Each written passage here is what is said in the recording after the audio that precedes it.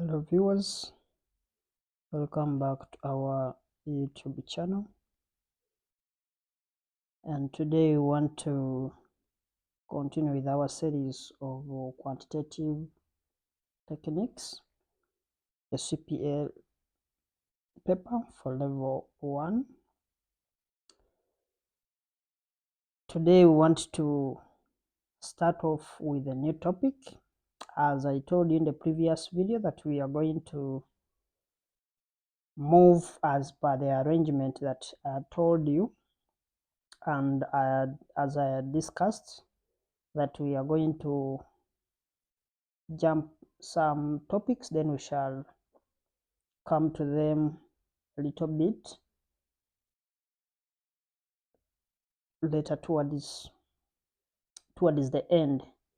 So I wanted us to first look at correlation and regression as our topics that are almost similar to what,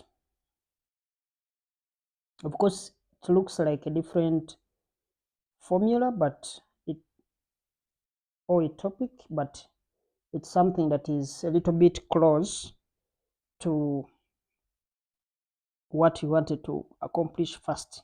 So I'm going to jump and we start with chapter, this is chapter 18. Chapter 18, and of course we are going to look at correlation.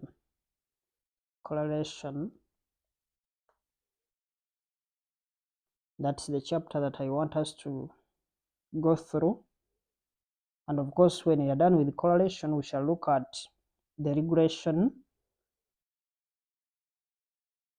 analysis. So chapter 18 looks at the correlation, and of course the objectives of this chapter is that by the end of this chapter you should be able to identify the direction of correlation.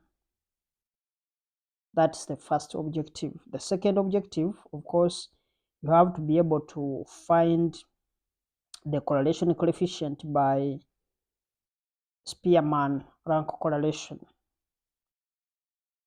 And of course the last objectives, you should also be able to compute the correlation coefficient by Pearson product moment of correlation. Those are the aspects that I want us to look at, and then we try to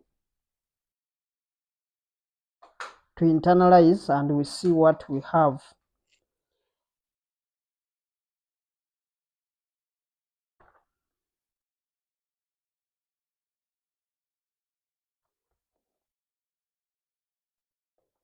So as far as the correlation is concerned, correlation and regression, they are almost related, or they are somehow similar in one way or the other, but we chose to look at them independently. Now of course when you look at correlation just looks at a numerical summary that describes the strength and direction of the linear relationship or a straight line relationship between quantitative variables.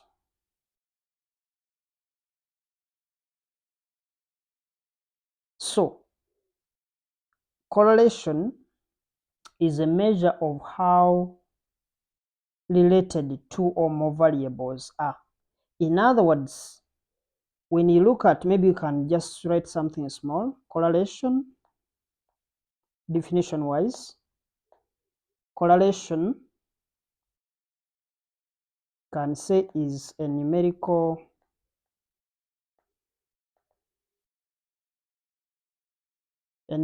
summary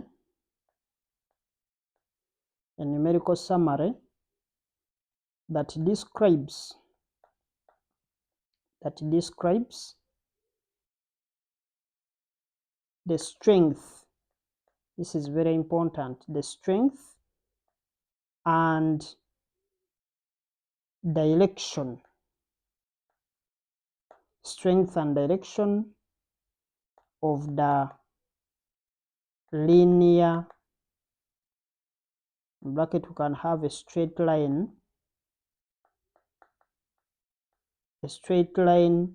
relationship, a straight line relationship between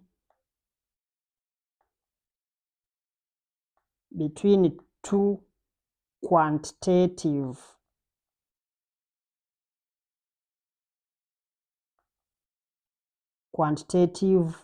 variables, between two quantitative variables.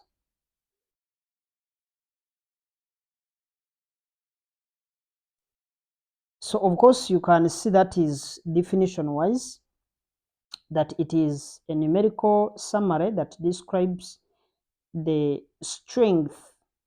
The word strength is very important, and direction, even direction, is very important. In other words, it gives us the strength and direction of the linear relationship between two or more quantitative variables. The first thing that you have to note from this is that the variables we are dealing with, they are all supposed to be quantitative in nature, and they give us a numerical summary, meaning it's dealing with the figures or numbers.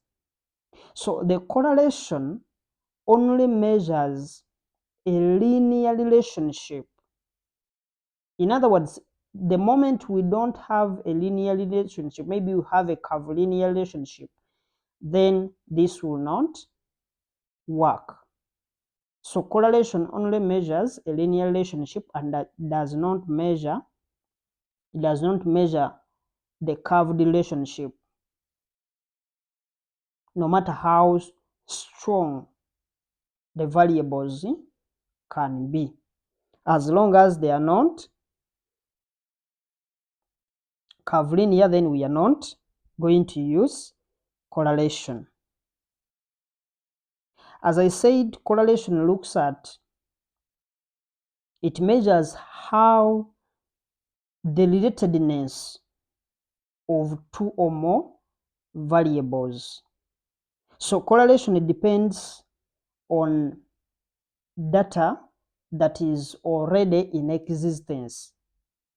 So if you want to do correlation, the data has to be already in existence, and it determines if and in what way are the two sets of data, or is the two sets of data related to each other. If you're looking at maybe scores of students, and these scores of students, you are looking at them in terms of male and female students, you want to assess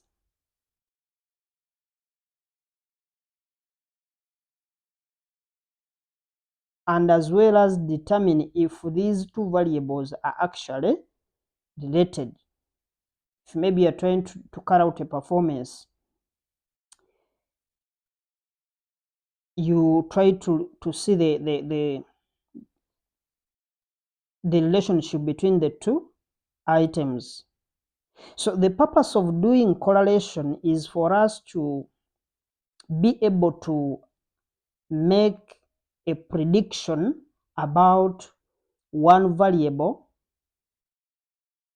based on what we already know about the other variables. Now, when you're talking about correlation, even when these variables are going to be quantitative in nature, we are going to have one variable depending on another variable, but all these values have to be quantitative in nature. Because if one variable is not depending, the occurrence of one variable does not depend on the other, then we are going to find that these two sets of data are not going to be correlated.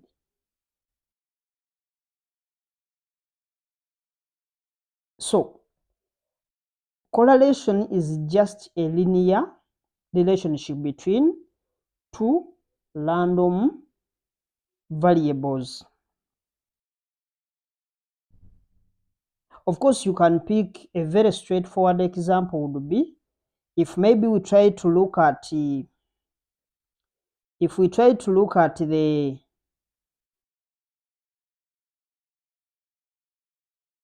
correlation between working hours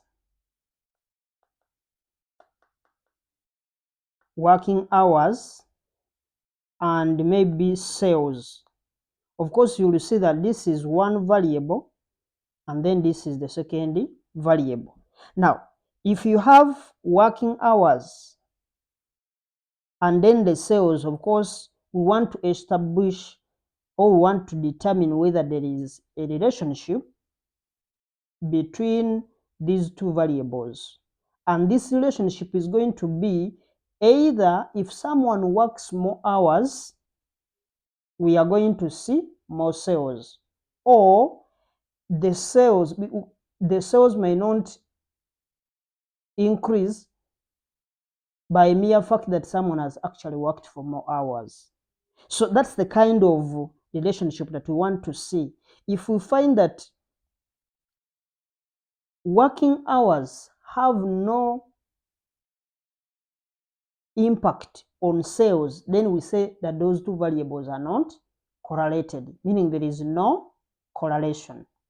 But if you find that if someone works for more hours, then that person can be able to sell or to have more sales, then we are going to say that there is a positive correlation.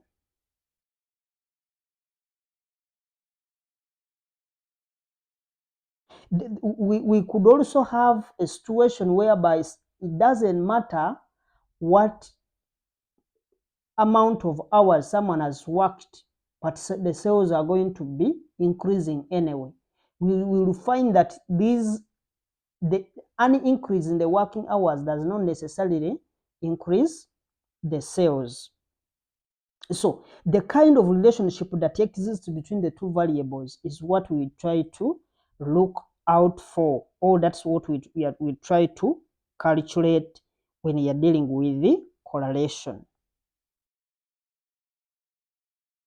But of course, most of the times, like if I tell you one variable, I've given you maybe working hours and then sales, we have to make ourselves understand that if I talk about hours and sales, which one is going to be independent and which one is going to be dependent. We just get ourselves understand what depends on what,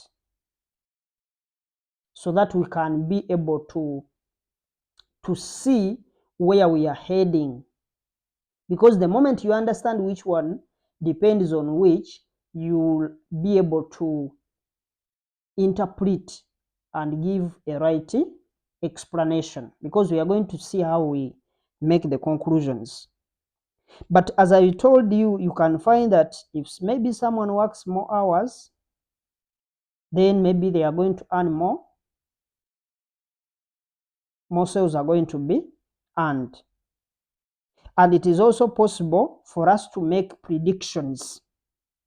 Of course, if we know that there is a correlation between these two variables,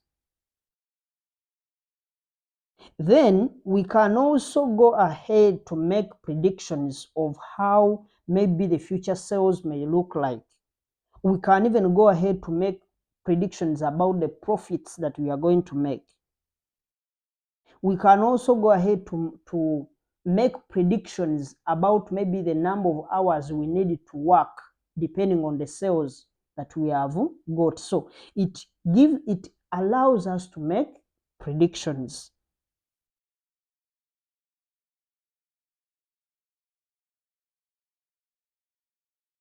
Now, I want us to talk about the types of correlation. The types of correlation.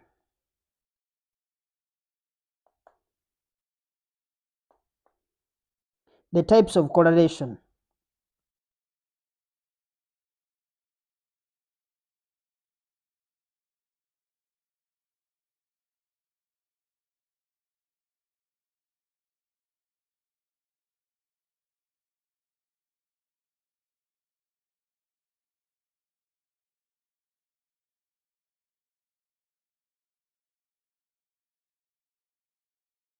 Of course, with these types of correlation, we know that we have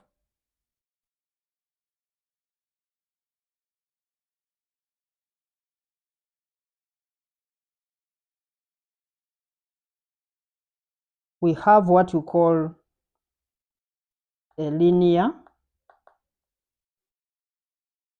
correlation.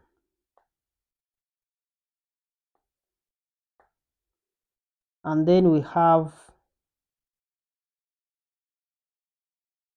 a nonlinear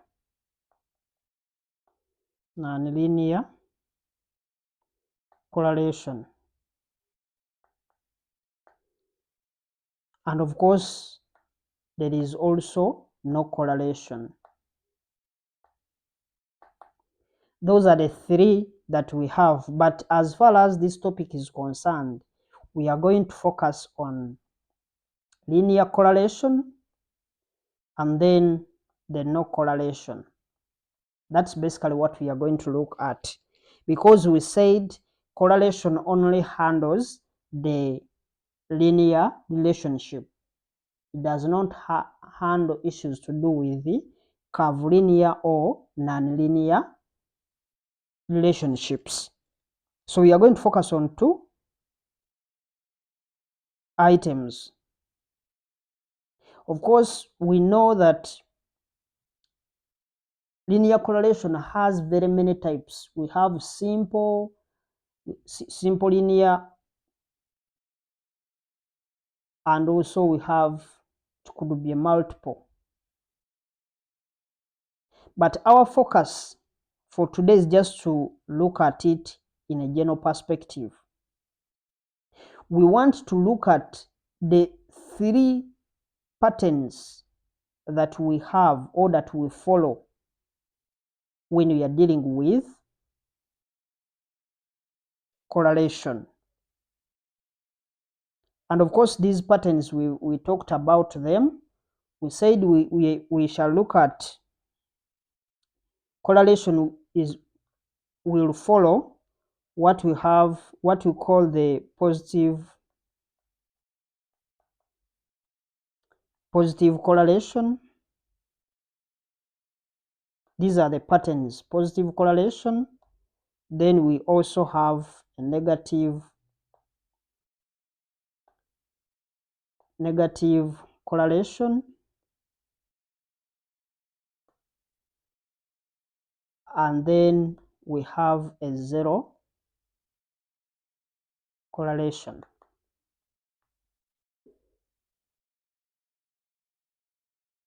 Now, let me start off by looking at the positive correlation. Positive correlation,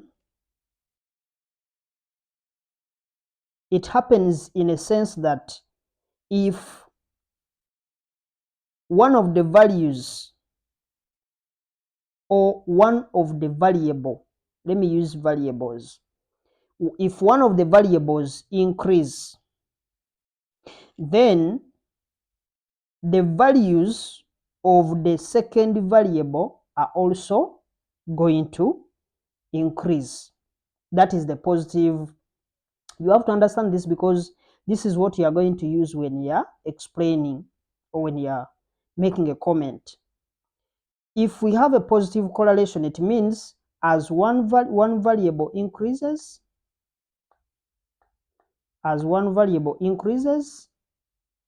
then the second variable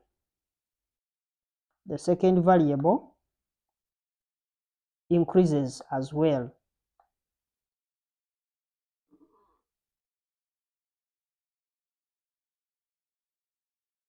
Just like from the example that we looked at of sales and then the working hours, you will see that the sales made and then the working hours, we may have what we call a positive correlation, where we can find that the people who work long hours tend to make more sales, meaning our sales are going to be the independent variable, and then the hours, they are the ones that are going to be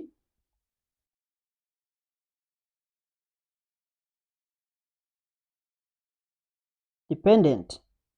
So we will find that maybe people who work for short period of time, they may actually have less sales. That is the implication if you are dealing with a positive correlation, that people who work less hours will have less sales. But those who work for long hours or those who work for more hours, they find themselves having more sales. That is a positive correlation. It doesn't necessarily mean that it has to be a proportion, that if I increase 1 hour, it's an automatic that I'm going to increase by, let's say, 50 units, and it's constant. But just to know, the bottom line is when you have worked for more hours, then you are expected to have more sales. That is the positive correlation. Now, for the negative correlation, we find that, of course, for the positive, for the maybe to give more examples that may relate to correlation, to the positive correlation, we may have situations like, let's say, if you look at the amount of fuel consumed by the vehicle and the distance covered, you look at situations that if someone travels for a longer distance, they are going to consume more fuel than those that have actually traveled for less distances. The other aspect or the other example that we can talk about is maybe in regards to agriculture. If you look at the acreage, if I have cultivated maybe more acres, I expect that the more acres I'm going to cultivate, the more yield I'm going to get. So those are some of the positive aspects that you can look at, and you try to resonate it with the positive correlation, that the relationship is going to be in a positive direction. Meaning, if you are drawing a of course, we are going to look at drawing the curve later, but let's just understand that the moment you have an increase in one, then we will also have an increase in another variable. Now, if we look at the negative correlation, number 2, the negative correlation. Of course, for the negative correlation, as the values of one of the variables increase, the values of the other second variable decrease. That as I work for more hours, I can work for more hours but still get less sales.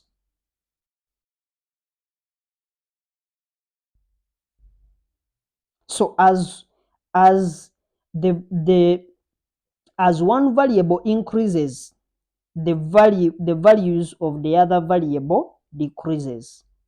And likewise, as the values of one variables decreases, the values of the other variable may increase. I can work for less hours but still produce more sales. So these are the two kind of aspects that we shall most of the times look at when you are dealing with correlation. For no correlation, it means that these two are not related at all. That one of the variable cannot affect the other variable. So for the negative correlation, some of the examples that we can talk about is maybe if I look at the price of a particular commodity and its demand, that as the price of the commodity increases, the demand for that commodity may decrease depending on what that product is.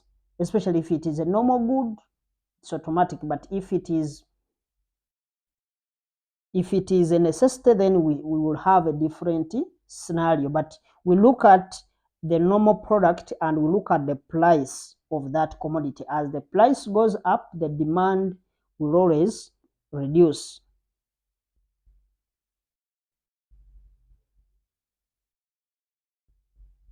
So you'll find that maybe as the price of let's say tomatoes goes down, people will tend to buy more of those goods. And when maybe the prices of let's say cement goes up, people tend to buy less of the cement, given the fact that the prices have gone up. But for the for the zero correlation, we have no relationship. The implication is that the two variables that we have paired are not related at all. There is no impact between the two variables. In other words, there is no, whether one increases or decreases, it doesn't affect the other variables. That's the negative, the zero correlation. Now, I want us to look at the strength of correlation.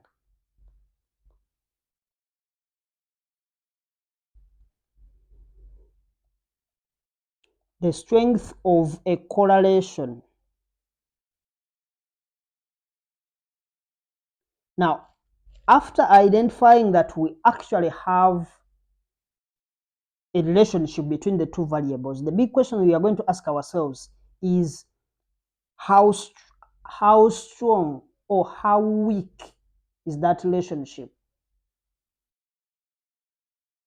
Of course, the one that has no correlation, it means that it is not related. So you can't find a strength in something that is not related, or it has no impact on the other. So here I want to go ahead to assess. The other one, we are just telling that it was actually a direction, because we say the correlation deals with two items. It provides strength and direction. Those are the two major points in regards to correlation. The strength looks at if these two variables are already, or there exists a linear relationship between the two variables. The big question is how strong or how weak are they? So we try to assess the strength, but the direction gives us which direction is the relationship? Is it a positive or is it a negative relationship? So when you look at positive correlation, it means that it is going in the positive direction. That's why an increase in one leads to an increase in the other. A decrease in one leads to a decrease in the other. That is a positive correlation. That is a direction. It tells you whether it is a negative or it's a positive or it's not there. But when you come to the strength, we try to look at how strong or how weak, how are they related? Is there a very strong maybe effect that if this one changes, then it is going to have a very huge impact on the other item? Because for the direction it only stops at telling you I can have a negative one, a negative, let's say 0.5, and someone can have a negative 0.0001. All of those two items, they are negatives. So they are telling you that it is actually a negative correlation. But the big question is, how strong are they? You'll find that the item that is going to be in a certain figure is going to be, that's why we are saying it is a numerical summary, meaning it has to be quantified. We get a quantified variable or value. Now, when you're dealing with correlation is going to be positive or negative. We can have a positive correlation or a negative correlation. But the variation, or what varies, is their strength. The strength we are going to have from weak to being strong.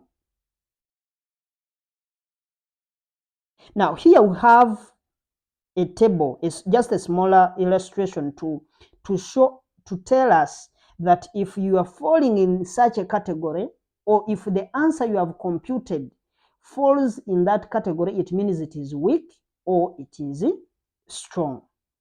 And that's the table I want us to get to understand. It is a very simple table. Of course, if you look at, I'm going to give something that is a bit detailed, but if you look at some textbooks, they may be providing it in a different perspective, but the concept is all the same. Now, one thing you need to understand is that when you are computing your correlation, it lies between -1 and +1. In other words, if you are to write it, you say 1, maybe if I start from here, that this R represents this is 1, this is 1, this is a +1, and this is a -1. In other words, it falls within this range. That's the range. But I want us to break it down, and we put it maybe in a table. From 0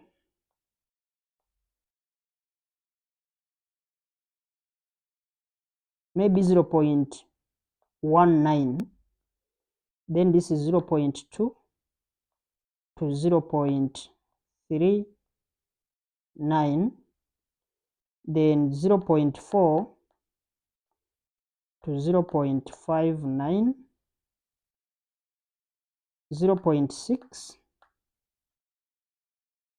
to 0.79, then 0.8 to 1.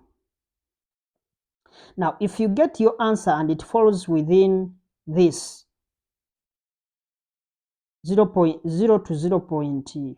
If it is 0, no correlation. But if it is 0.0001, then we have a correlation. But here it is very weak. Very weak. This one is weak. This one is moderate. Some textbooks, they call it mild. Moderate. Moderate or mild. Then here it is strong. Then this side is very strong. Now, how do I write if, let's say, I have gotten an answer? Let's say I've calculated and I've got 0.67. The implication is that, first of all, you first look at what is the direction. The direction is that it is a positive because the figure is a positive value. So it will be positive. Remember, we combine direction and strength. It is a positive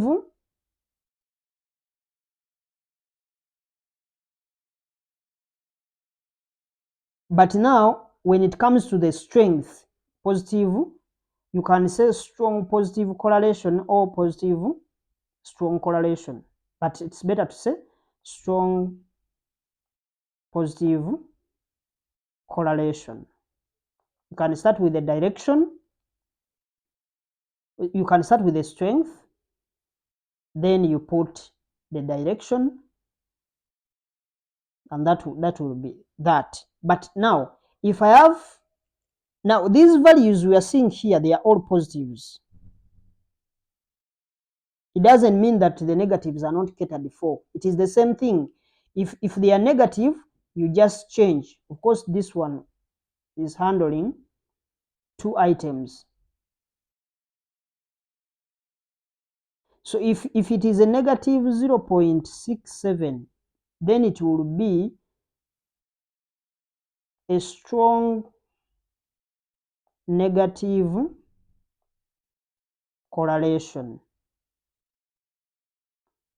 depending on the answer you have got. So that's how we provide for. Of course, some text, the textbooks will be explaining it in a sense that they will just be giving you, if it is below 0.5, then it is weak. If it is 0.5, then it is moderate. If it is above 0.5, then it is strong. Some textbooks, they just provide it in that perspective. But even this one is the very right, because most of the times when you are computing these numbers, you'll find that you'll have values that are beyond 0.5. It is maybe 0.53, 52, 0.25.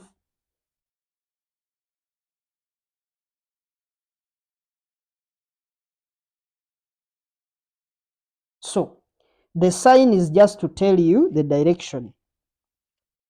So if it is a positive correlation, we will be reporting the number from, of course, from 0 to positive 1. And of course, a score that is 0, then it will mean that there is no correlation. And of course, if there are no correlation, then it means it is a weak measure. You can't use correlation because it will be a weak measure. It can't help you to measure the relationship between those two variables, meaning you will have to pick another value, another method, not correlation.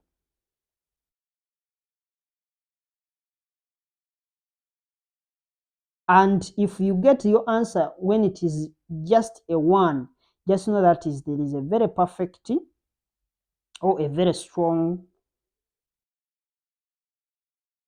positive correlation.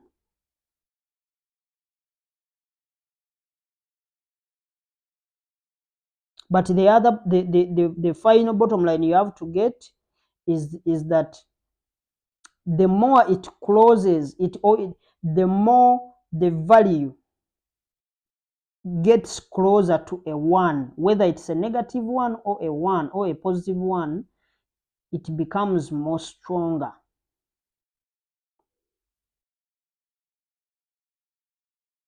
So you just have to remember that this sign, the negative sign, does not indicate anything about the strength.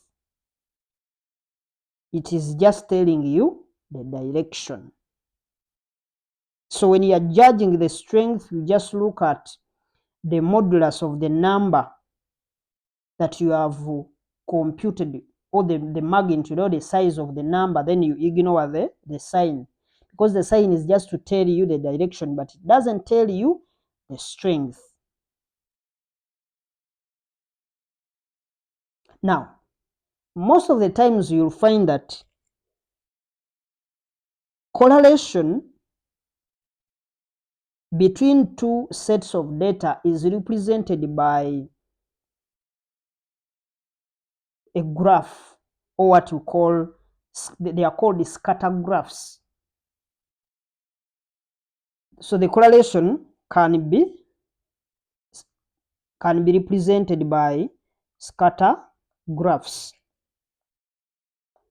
If they don't call them scatter graphs, they call them scatter diagrams. Now, of course, these graphs are going to be drawn. You just draw these values and then you see the relationship.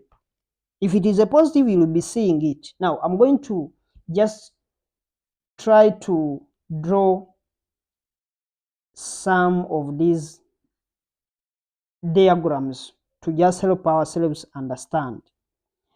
We have, let me just use a case. This case 1, we can have a graph that looks like this. This is the y-axis, this is x-axis. Can have a graph that looks like this. You have plotted your values and they are moving in this direction. If the graph looks like that, then this type of graph tells us that the correlation is there.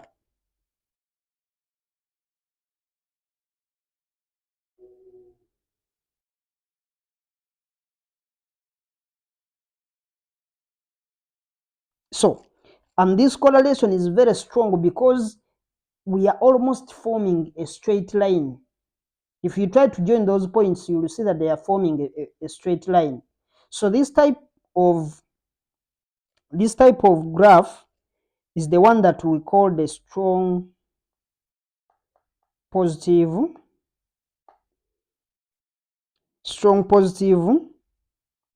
correlation.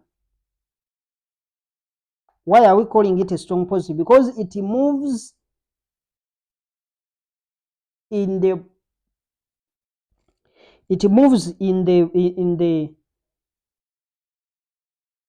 positive direction, because the values here, they keep on increasing.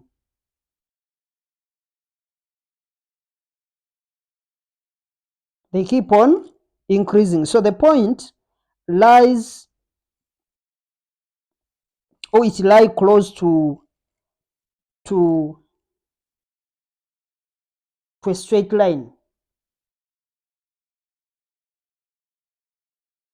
The implication is that as y values increases, even the x values are increasing. Now let's look at case 2.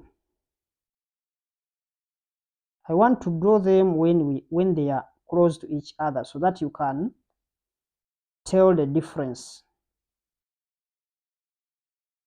Now this is the y-axis, of course this is the x-axis. Now we want to look at a strong negative. Now for it, it will be moving in this direction.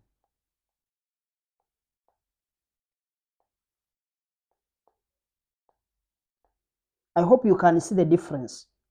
It means that as the y value increases, the x values are decreasing. So this is a strong, it is also strong because it is almost forming a straight line, but it is moving in a negative direction. So this is a strong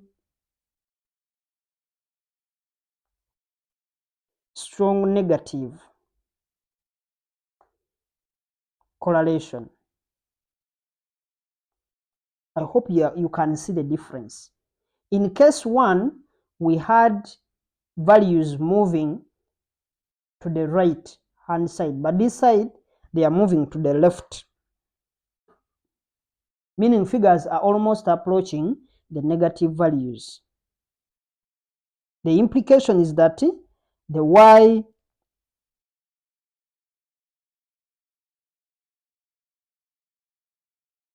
values, as they decrease, the x values are increasing. So let's also have another graph. What I'm more interested in is to show you a situation where there is no correlation. When we have understood those two, then we can put in these other graphs, because the graphs are many. Case number 3, case 3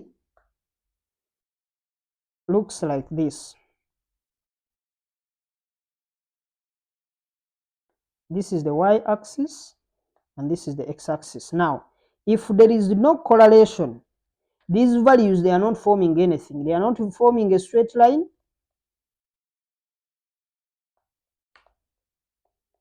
You see, the values are just concentrated anyhow. There is no shape. They don't form any shape. So here you can't say they are in a straight line. They are just crowded in one place. So here it means there is no correlation.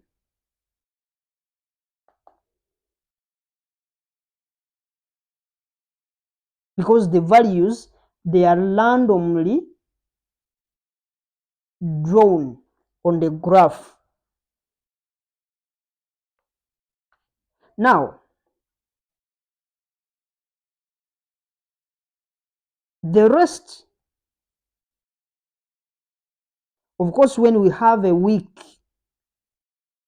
positive and then a weak negative, of course, this one, they take the other.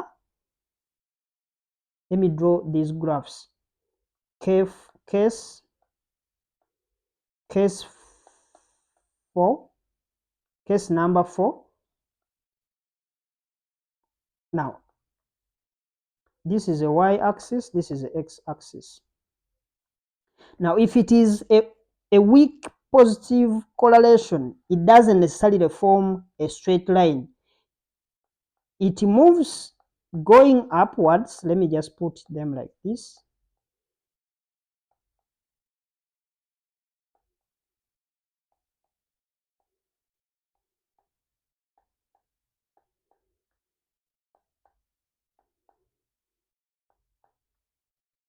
You can see they are moving like that, but they are moving in a positive direction, even though they don't nearly form a straight line. So this is a weak but positive correlation. Then of course the other one changes. It looks like this, but it changes the direction. It moves in the negative direction. Let me draw that. So the implication for this weaker one is that the trend is going to be y values are increasing and then the x values are increasing, but the points are not close to a straight line. That is the differentiating feature. Yes, we can see they are moving in a positive direction, but they are not close to forming a straight line. That's why we are saying it's not strong, it's a weak.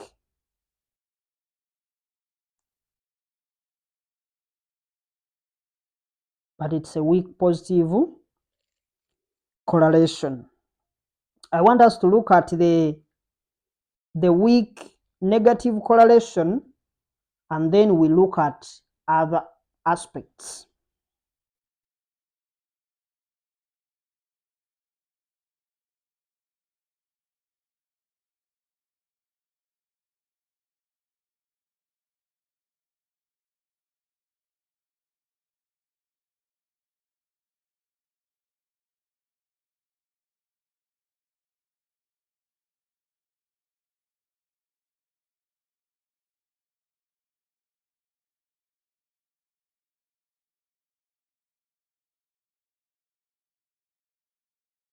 So one thing that you need to understand as far as these graphs are concerned, the big question we ask ourselves is the form of how the graph looks like. This last one, these are x values. Of course, they are moving in.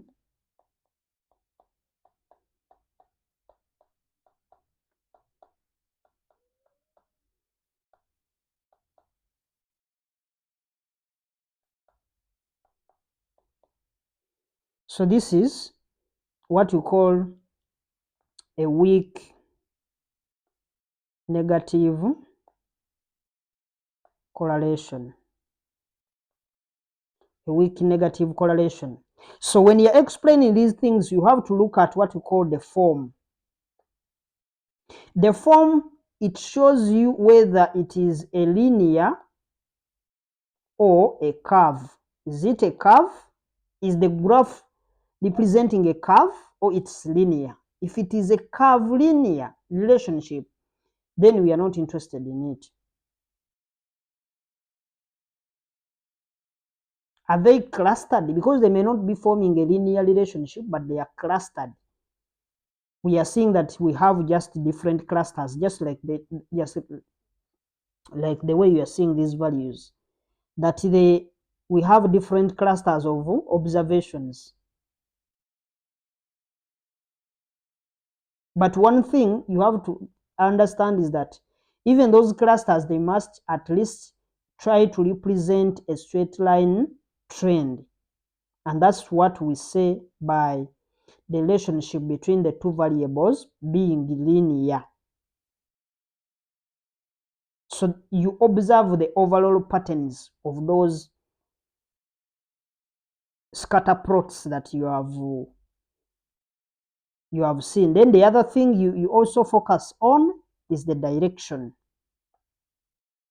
The direction of the two variables, whether it is positively related or negatively related.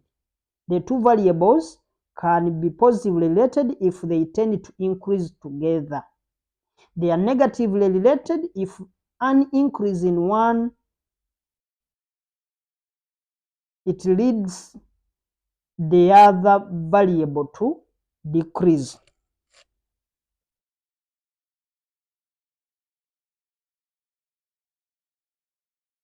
Then, of course, the final thing we've said, the strength.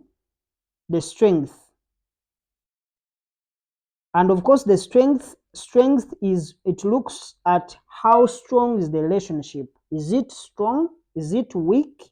Is it mild? And of course, in some instances, we also look at what we call the outliers. Because we can draw values and you find maybe you have a value that is maybe at this extreme. Maybe we have a value that is here. These other values are all concentrated in this area, but we have a value that is this side and this side. Those are outliers. So those are some of the observations that you can make as far as looking at this data set are concerned. So you have to understand when you are doing scatter plots.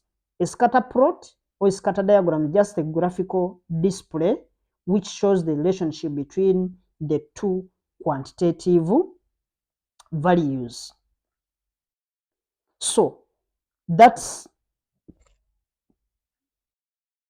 what you have to put in mind as far as the diagrams or the plots are concerned. Now, I want to add something. It may look a little bit different from what it may be, a little bit more theoretical, but we need to understand it. We call it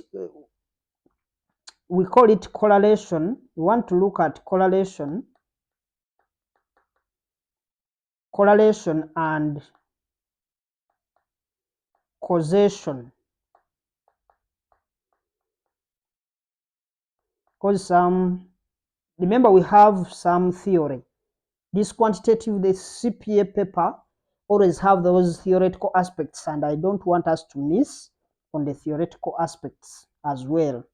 So we want to understand what's the difference between correlation and causation. The other one is relationship, but we also have a cause, or what you call causation. Now, correlation tells us that the two variables, if you look at correlation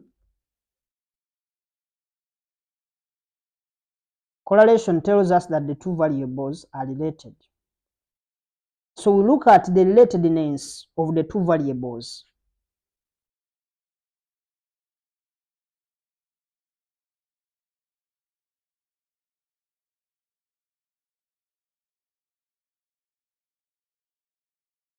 But one thing that we can't say is that one of the items caused the other.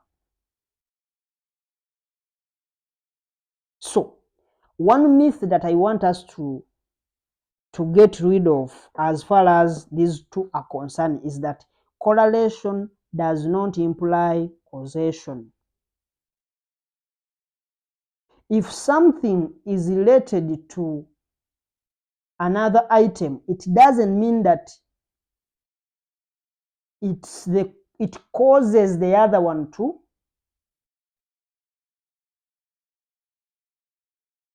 change. So correlation doesn't imply causation. And causation is not even a mathematical notation, or it is not even a mathematical notion, that it is just, those are the things that they do, maybe those that are handling maybe science stuff.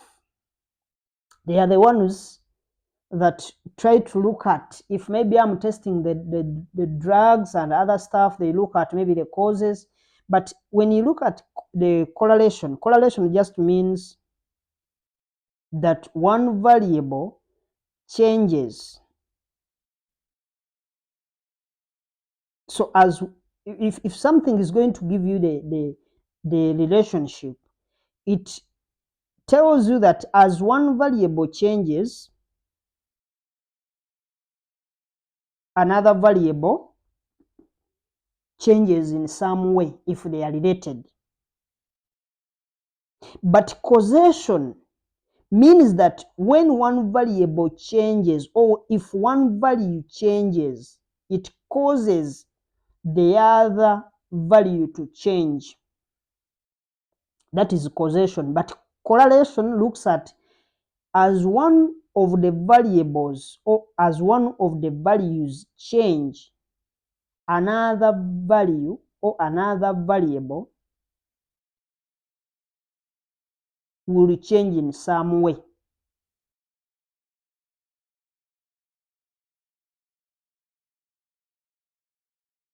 So there is a very big difference between causation and correlation.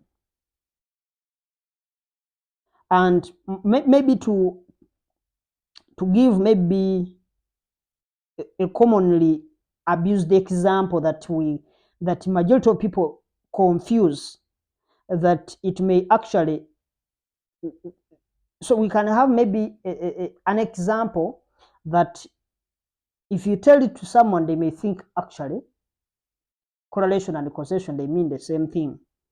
But maybe we'll try to explain it and it will give more clarity on the difference. Now, if you look at maybe in the village settings, you find that majority of the people who live in the village, they believe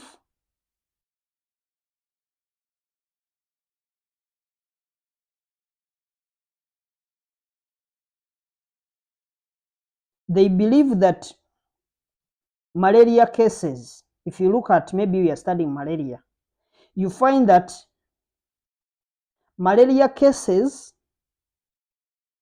are going to be diagnosed between the months of, let's say, June and July.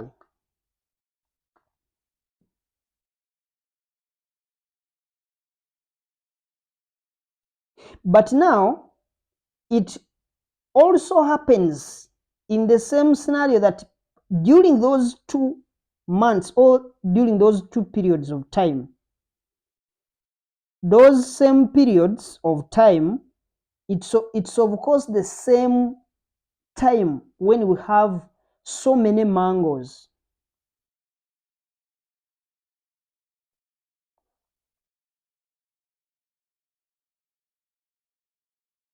You find that we have so many mangoes. Let me also add maize. So if we have so many mangoes in the same periods of June, and also the assumption is that we registered very many malaria cases in the periods of June and July, what is going to happen is that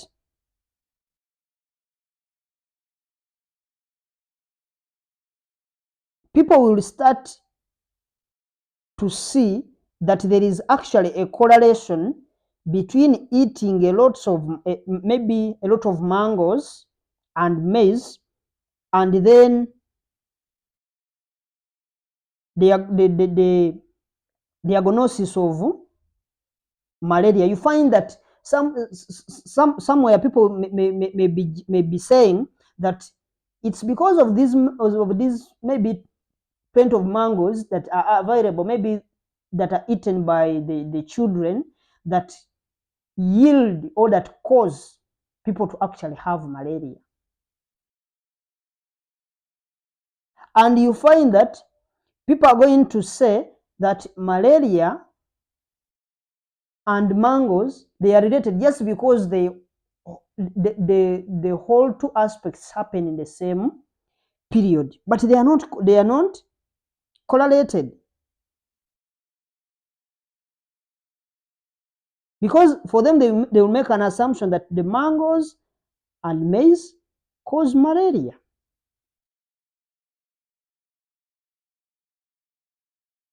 But in fact, there are no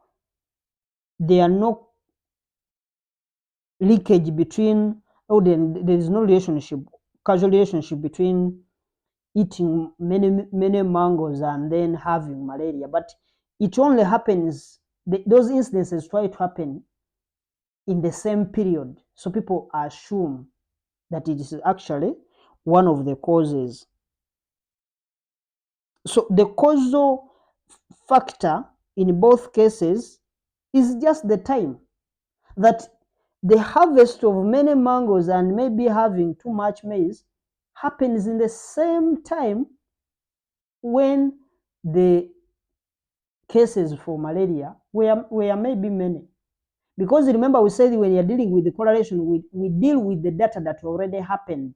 So they may give you information based on maybe last year, then you analyze the information. Maybe you start analyzing the information now. So you'll find that maybe in that period, we just had very many cases of people who were diagnosed with malaria. And people will assume that there is actually a relationship between malaria and mangoes. But it could be, the fact could be that having the mangoes and then the maize being in abundance, it's just their season. But the other aspect that might be there is that during that time, if you have very many maize and other stuff, it is the same period when you have very many mosquitoes.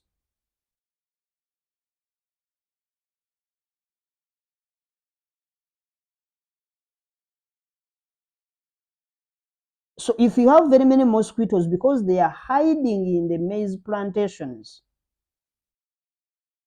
of course, these mosquitoes will be the insects that are responsible for the transmission of or transmitting malaria. So it is just that situation that these two actually collide, and people think that it was actually the maize or the mangoes that are actually the one causing the. You find that in such periods, because of the fact that the maize is everywhere, you find that these mosquitoes can hide in those maize plantations, and at this, maybe during daytime, during night time, they start attacking the people and they get malaria. So they start blaming that it was actually more of the mangoes and maybe the maize that caused the malaria, when actually it had no connection. It just happened that those two collided. The seasons collided. The season when they had so much of malaria cases being recorded or being diagnosed, and then the time that the maize and the mangoes were in abundance. So, to show a causation, you need to show a mechanism for the cause. Just like the way I've explained that it is because of the fact that the maize plantations will act as habitat or hiding grounds for the mosquitoes that will eventually attack the people and they get sick of malaria. That is the cause. So you have to show the mechanisms through which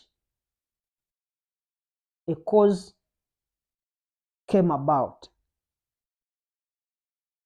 In other words, you go ahead and demonstrate these mechanisms by carrying out experiment. Because if we just carry out the relationship between maize and mangoes, then malaria cases, of course, scientifically it may not actually make sense for someone to just come to a conclusion and say, because of many mangoes and maize, malaria comes up. If you are to get that, if you are to draw, or if you are to reach at such a conclusion, you have to provide experiments that you have carried out to show the mechanisms that indeed mangoes and maize can actually cause malaria. So for you, if you are explaining the cause, causation has to be shown by the mechanisms, and you have to demonstrate these experiments. So when someone shows you a correlation, what you should look at, you look at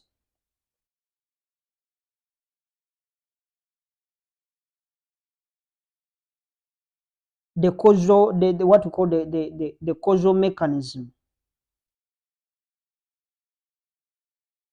So if there is any, maybe there is any experimental data that was carried out to support what they are saying, but without demonstrating the causal mechanisms, you can't be sure that there is a causal relationship.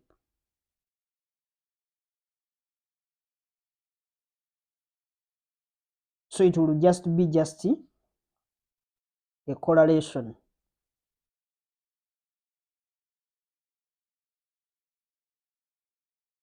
So of course you have to go ahead to talk about the advantages, the disadvantages. Of course, one of the advantages, we said that correlation as a method, it helps us to make predictions about things when we know the other.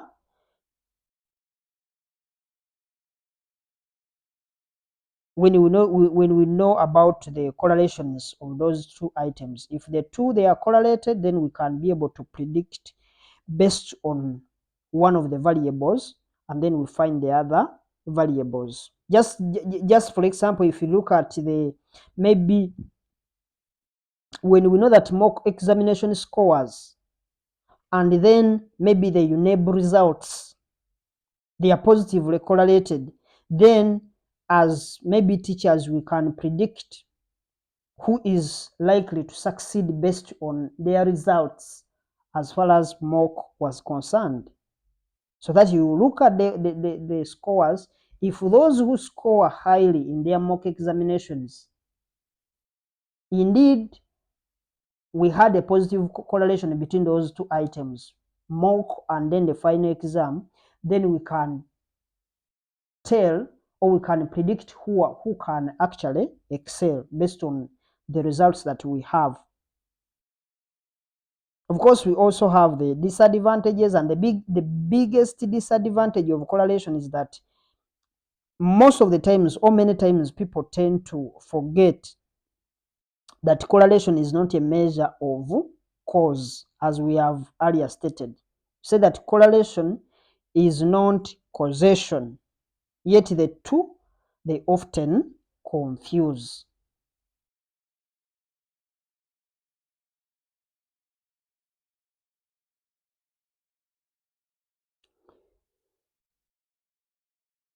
Now, I want us to look at the methods. Let's leave the theoretical aspects. At least we have handled the theoretical aspects that we think can be more relevant for us. Let's look at the methods. Methods of calculating. Methods of calculating. Now here we want correlation coefficient.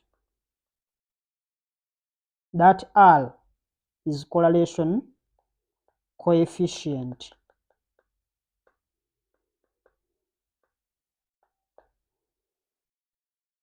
Of course, correlation is indicated using a numerical value. So the methods that we are going to go through, they give us this value, and this value shows the degree of scatter, how they are scattered. So it is what we call a correlation coefficient, just the degree of scatter. So there are two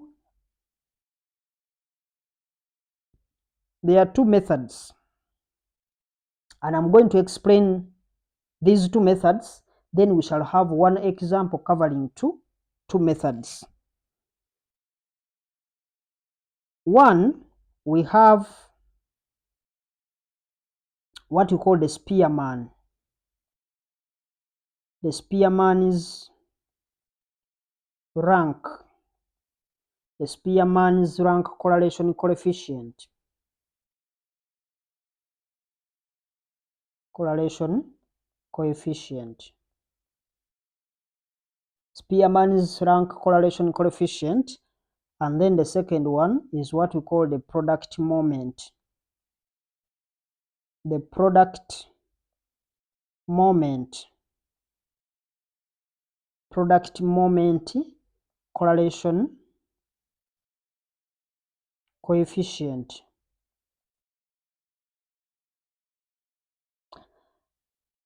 Of course, they also call it Pearson. If they don't call it product moment, they call it Pearson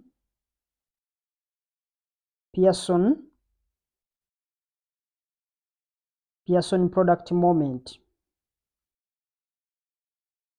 Pearson product moment.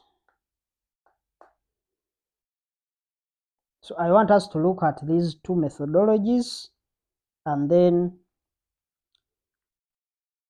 after we have explained them, then we can be able to have we are going to give the formulas.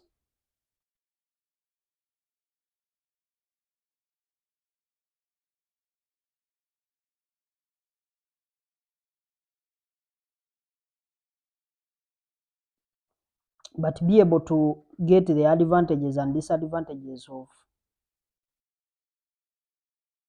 each of these formulas, because I'm not going to give them.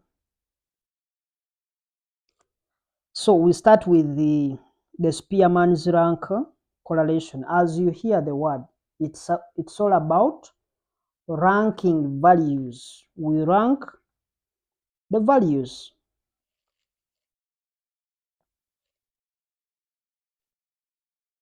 We rank the values.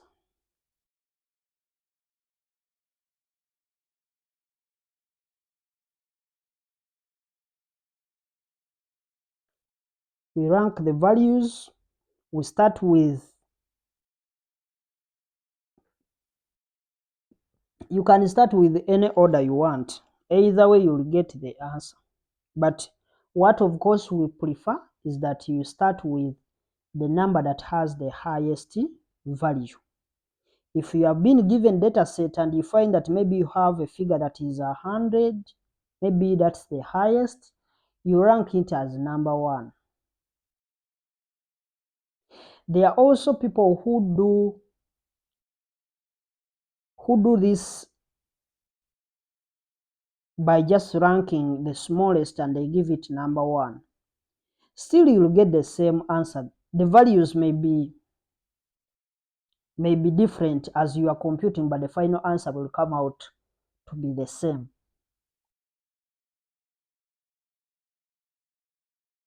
But I prefer, or I'm going to take a situation where we are going to have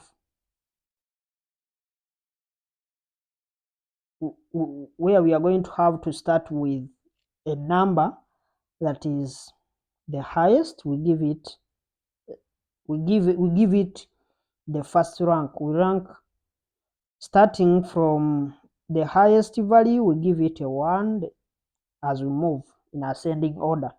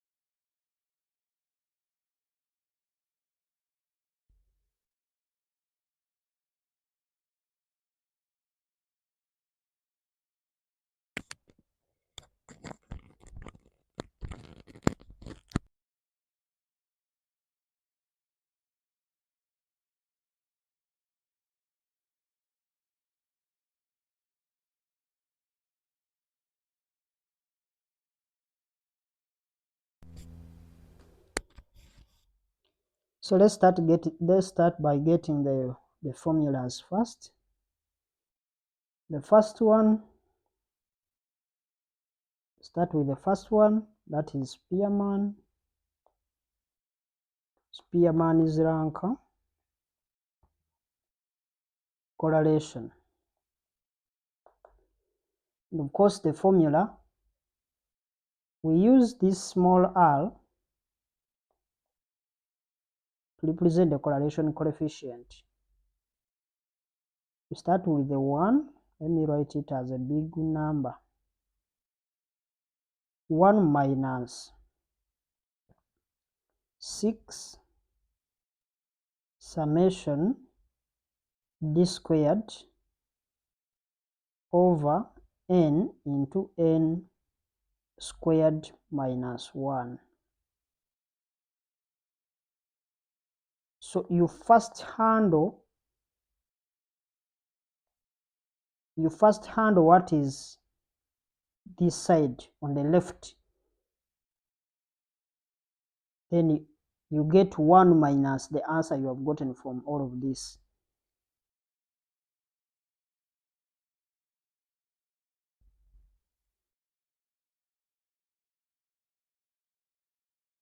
Of course, where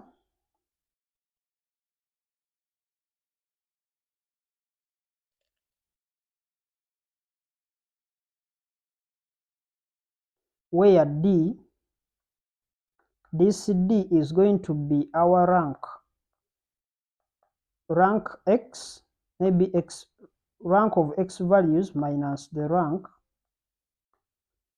for y values. Then our n is the number of observations.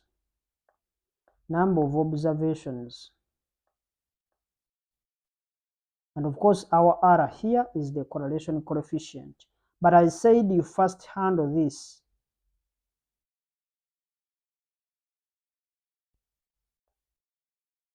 When you are done with it, then you go ahead to do what? You go ahead to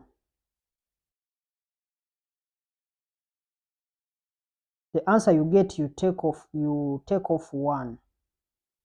It will be 1 minus the answer you have gotten. It's very important. Don't assume that this 1 is part of what is in the numerator. No. 1 minus everything the other side. One thing that I needed to emphasize as far as Spearman is concerned, because I said we are going to pick one question and then we do the ranking. We compute it for 2 items because I want us to get a comparison. One thing that you are going to find in most of these questions is, as you are ranking numbers, you are going to find what you call tied ranks. Let me explain what tied ranks are. Tied ranks. A tied rank will happen in a sense that sometimes 2 or more values are going to be reading the same value or the same position. It will happen that you have same position for more than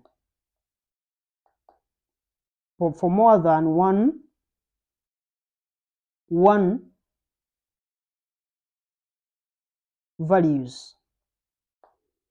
For instance,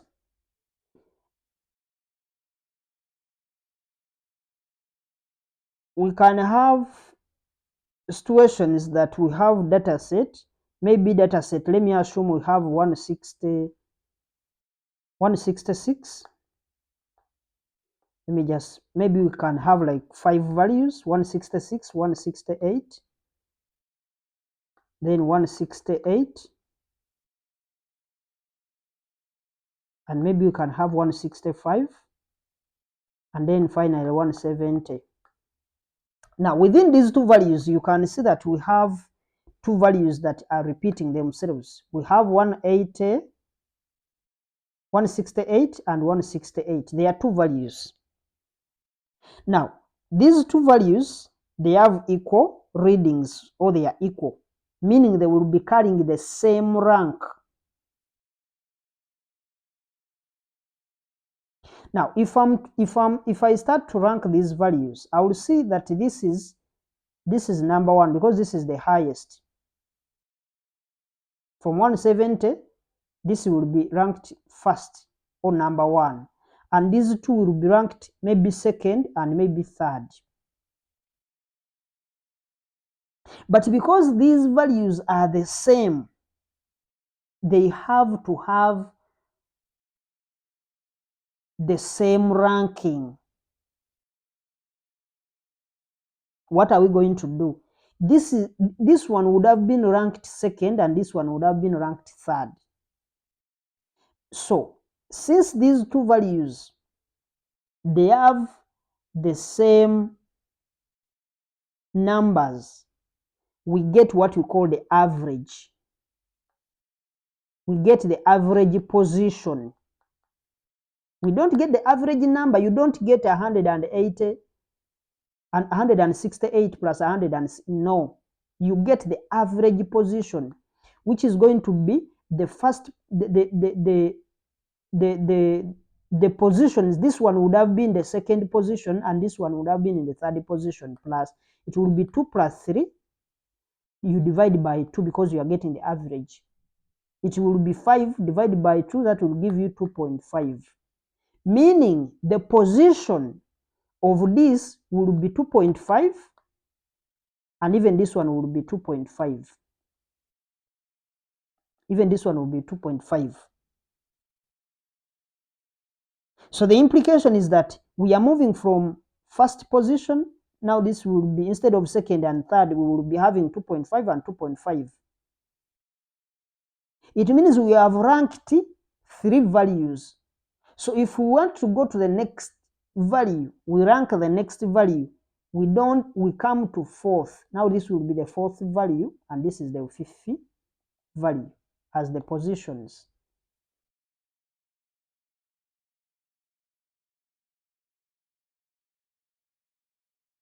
So if we are ranking these values, we take these values. Now we take the ranks. It is those ranks that we are going to be taking. So that's very important. Even if there are 5 values that are repeated, you add their position. If all those positions, maybe they were starting maybe from the second value is similar to the third, to the fourth, to the fifth, the sixth, and then the seventh. You add 2 plus 3, you add the positions, not values. Then you divide, you get the average, and you assign the average to each of those similar values. So we shall look at the simulation to help us internalize what we have talked about. But let's now look at the product moment, or what you call the Pearson product moment. Number 2, we want to look at the Pearson product moment.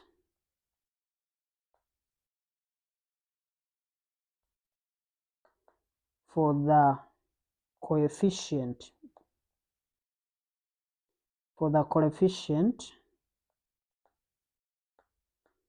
of correlation, or for the correlation coefficient. So I want us to get the formula. Still we use R. This R, small r, represents the correlation coefficient.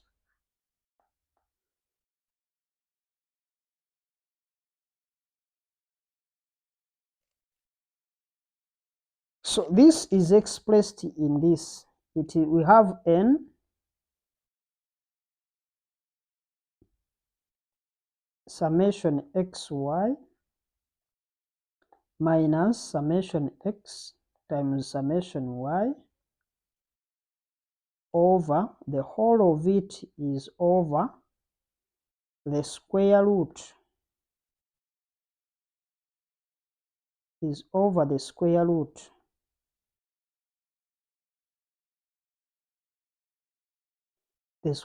of n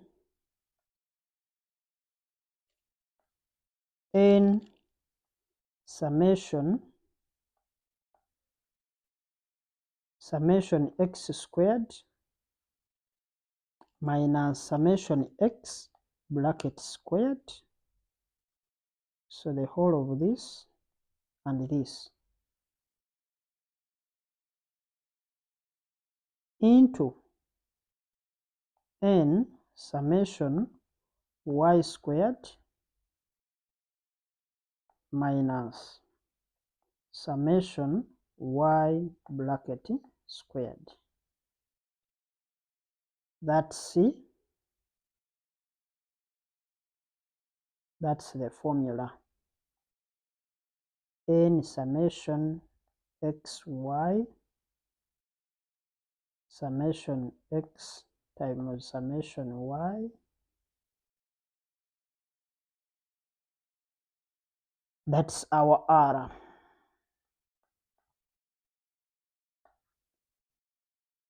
So that's the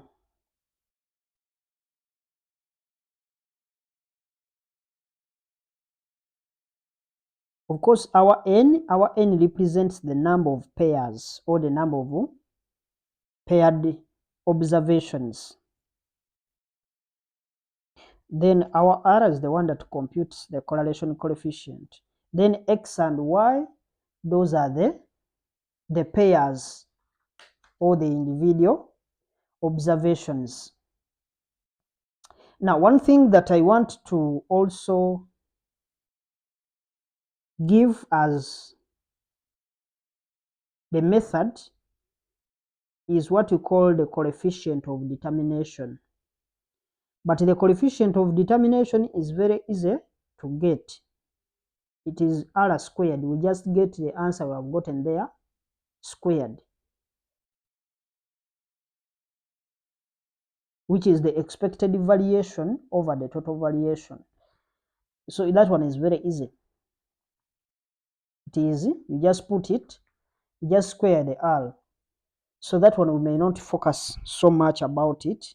Let's look at one question, and then we'll be able to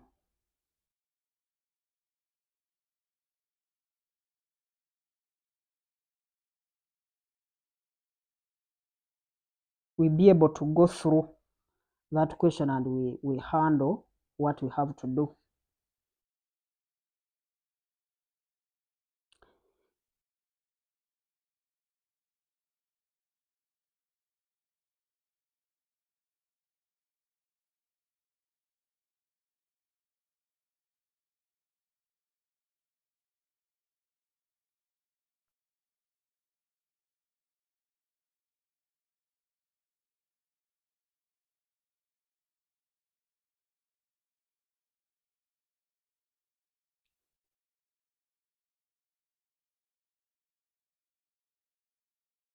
So let's have an example.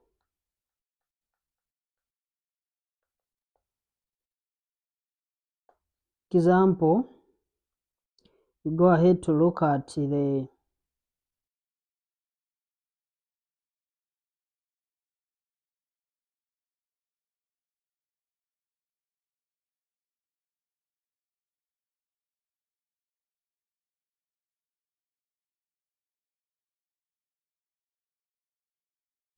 the time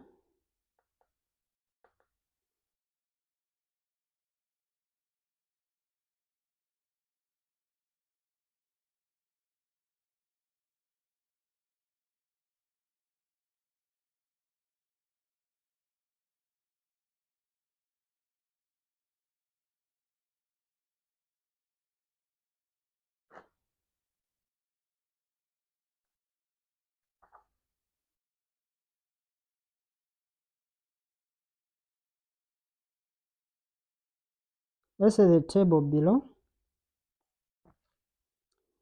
The table shows the points earned by eight students. Table earned by 8 students in contest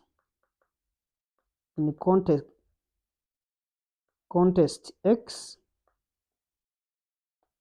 and contest Y, contest X and contest Y. So we have the contest X and then contest Y.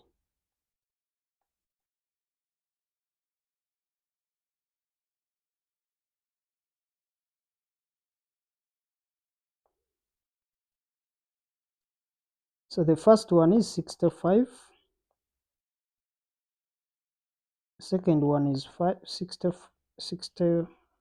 the first one is 64, second one is 65, third one is 70, 65, 80,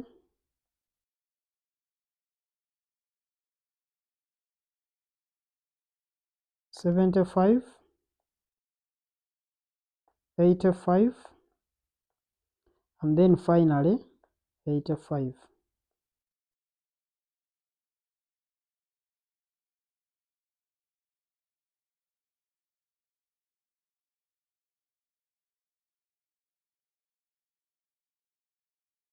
Now this one is 58, 54, 58, 54, 65, 58, 62, 73. Required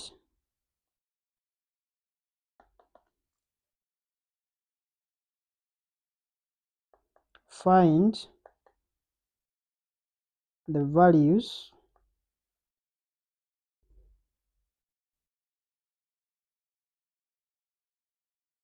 find the value of correlation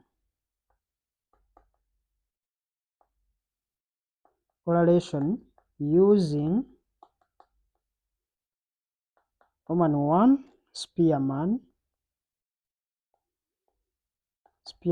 rank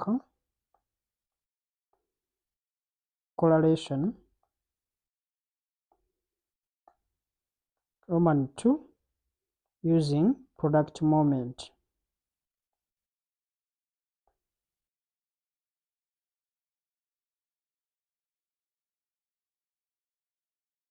And of course, you can also comment on the results. Can add and comment.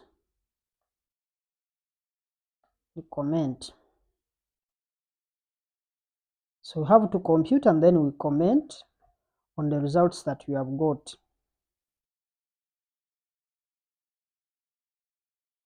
So we get back to business.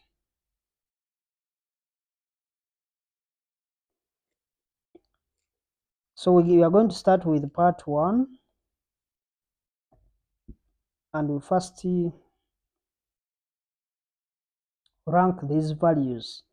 The first step is for us to rank the values. It is better if you have a physical paper, you first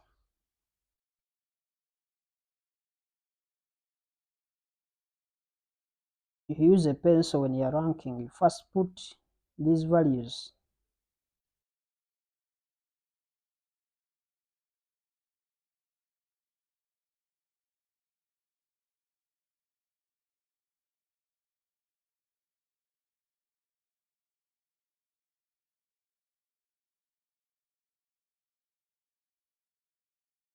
You just rank, actually you rank from the question.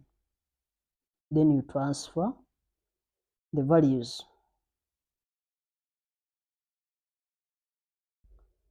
So we can maybe start with that. We rank these values.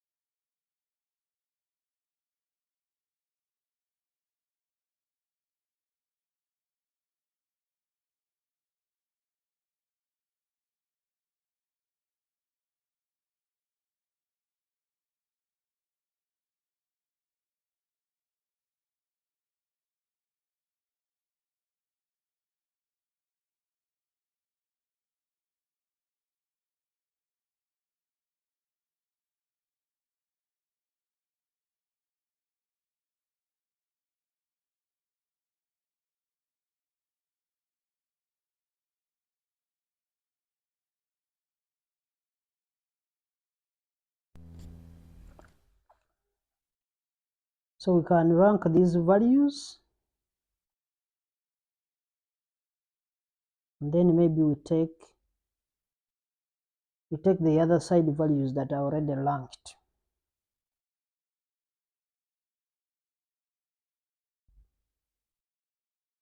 So we start ranking maybe the x values. We first pick which one is the largest. For the contest x, we start with that one. We can see that 85 is the biggest. So 85 is the biggest value, but there are two 85s. So this one would be in one, then this one will be in second. So it means it will be first position plus second position divided by 2. This means it is 1.5. Because 1 plus 3, that is 1 plus 2, that's 3, divided by 2, 1.5. So this one, it will be a 1.5 position, even this one a 1.5. Then, of course, we have finished the first one and the second one. We are going now to the third position. The third position is 80. This will be 3. That is the third position. The fourth position is this 75. Because from 80 to 75. Then the fifth position is this 70. Remember, there are 8 values. And when you are ranking, you shouldn't exceed. If there are 8 pairs, you shouldn't exceed 8 as you are ranking. Now the sixth, we have 65 and then the 65, they are 2. So this would be 6th and 7th. So you add 6 plus 7 divided by 2. That will give you 13 divided by 2, that is a 6.5. So here we will have 6.5 and this side we shall have also 6.5. It means we are skipping the 6th and the 7th. Now we go to the 8th. It is only 64, which is 8th. We rank now the y values, or the y, the contest y.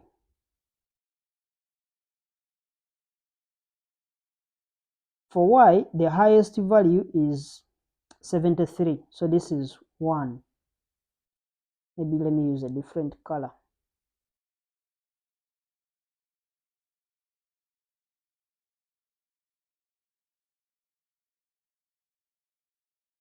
So this is 1.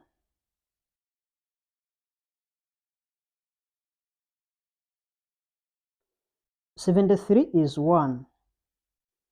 The second highest is 65. So this is 2. This is 1. The 65 is 2. Then the third one is 62. This is third. The fourth one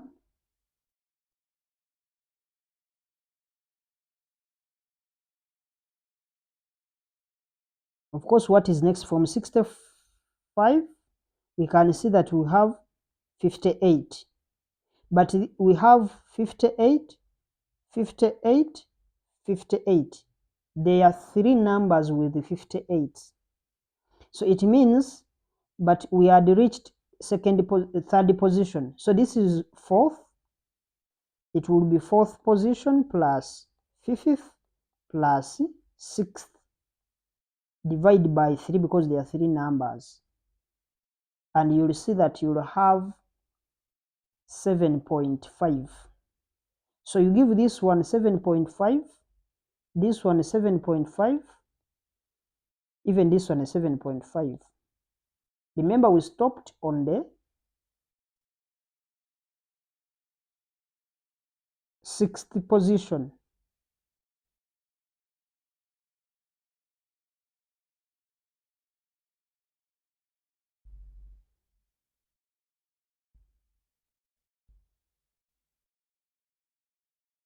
We had seen the first one, second,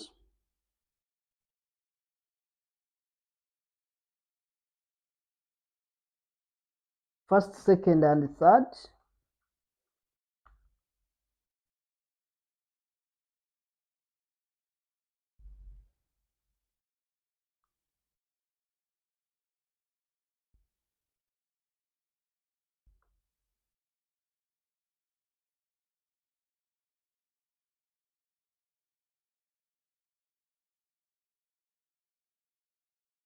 So you can see now we are left. This was 7.5 here. So you can see that we are left with 54 and then 54. Even this other one, they are also 2 numbers.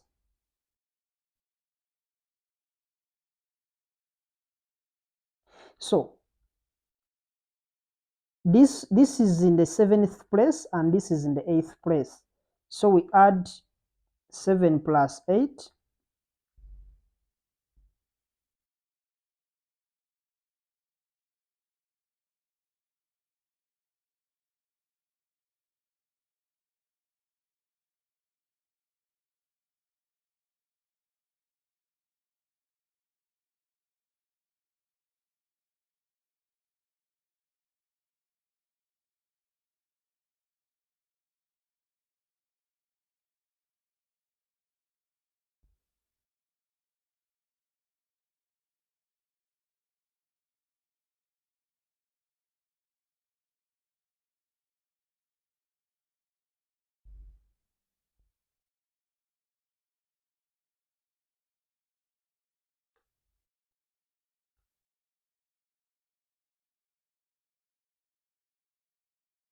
sorry, this one was this 4 plus 5 plus 6 plus 4 plus 5, it was 15 divided by 3. I had divided by 2.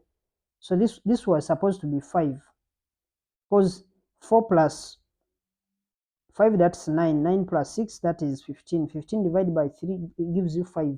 So these were supposed to be 5, not 7.5. 5, 5. Of course, then we go to this other one, 7 plus 8 position divided by 2. This is 15 divided by 2, it gives you 7.5. So this one was supposed to be 7.5 and this one 7.5. These other 3 items had to be in the 50th position, because it was 4 plus 5 plus 6 divided by 3. So that's what we take the other side. So we move the other side and we cut out the necessary computations. What I wanted to see is we know how to get the position of those averages. That's the whole point for those numbers.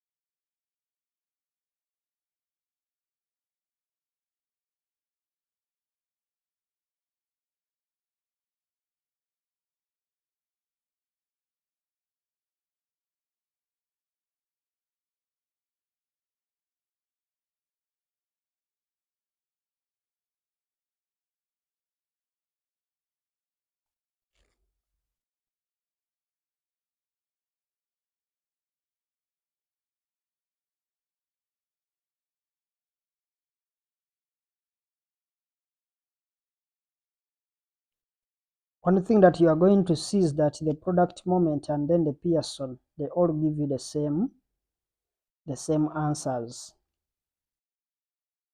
So we shall be making the same comment for the two methods. Of course, the only differentiating feature is going to be that the other side we get computations, we calculate summation, maybe xy, where we multiply x times y.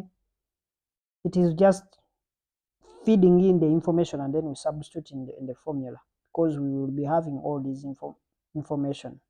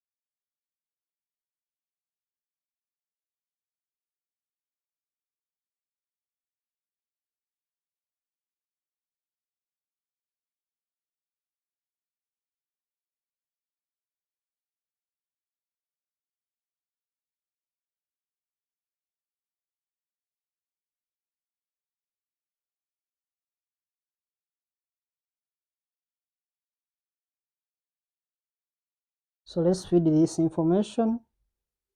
We have the x, let's start with the x values.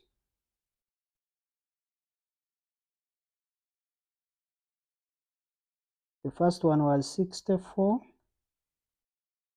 65,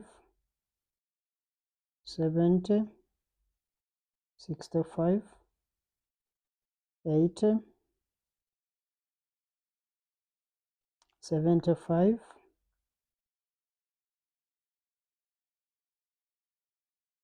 85 and then 85. We go now, we can rank for x. This was 8th position, this is 6.5, this is 5, this is 6.5, this is 3, third position,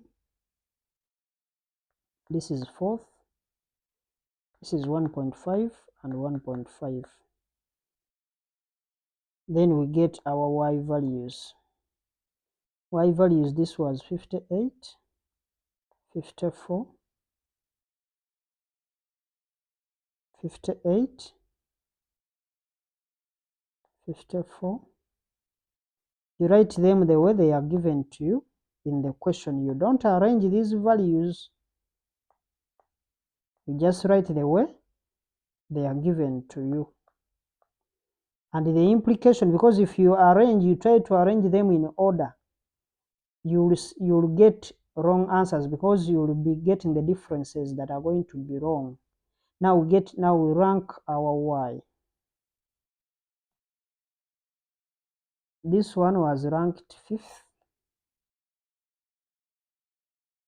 This is 7.5. This was 7.5. This is 5. This is 7.5.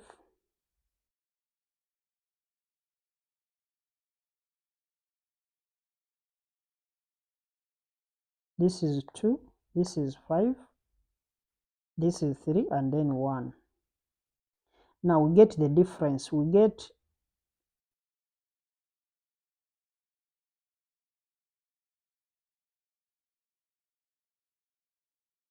now our D. This D is the difference, which is Rx, rank x minus rank y.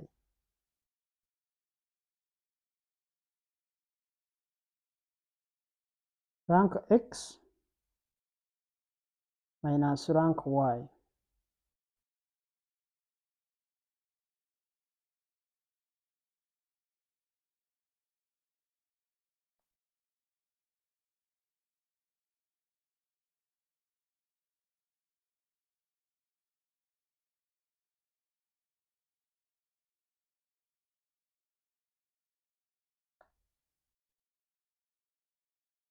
So we get now the difference. We get, this is rank x, this is rank y. So we get rank x minus rank y. So we get 8 minus 5. This is 8 minus 5. And this will give you this value minus this. It is a 3. Then 6.5 minus 7.5, that gives you a negative 1. 5 minus 5, it's a 0. Then we get 6.5 minus 7.5, that's a negative 1.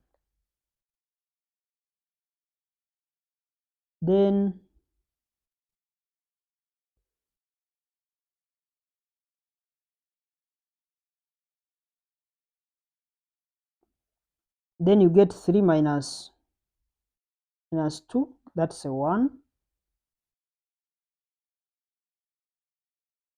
Then 4 minus 5, that's a negative 1. 1.5 minus 3, that's a negative 1.5. And then 1.5 minus 1, it gives you a 0.5. Now we get our D squared. So here, even if you take y minus x, it is okay, because you are going to square the D.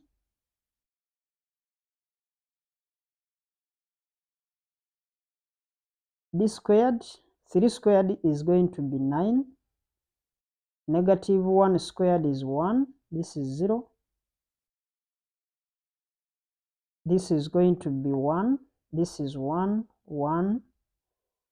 Negative 1.5 squared, it gives you positive 2.25.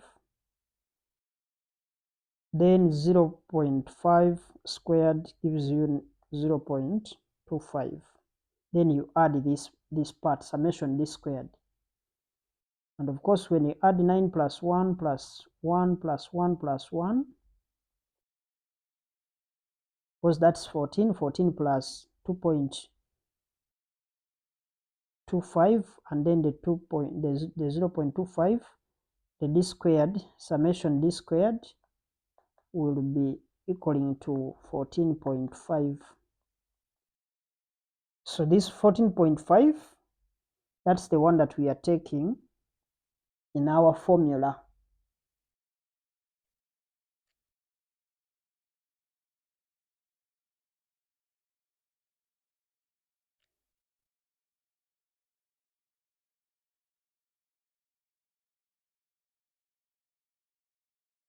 And we know our n is equal to 8, because those are the number of pairs. You count how many pairs: 1, 2, 3, 4, 5, 6, 7, 8. So you substitute in the formula.